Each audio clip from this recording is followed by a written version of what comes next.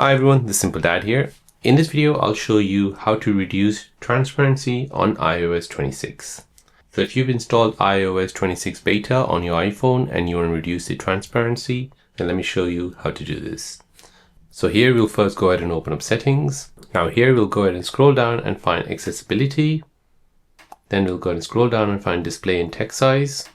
And here we'll go ahead and find this option, reduce transparency. So this basically improves contrast by reducing transparency and blur on some background to increase legibility. So if you turn this off and then if you go home, now if you bring down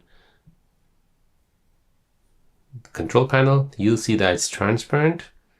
If you turn on reduce transparency,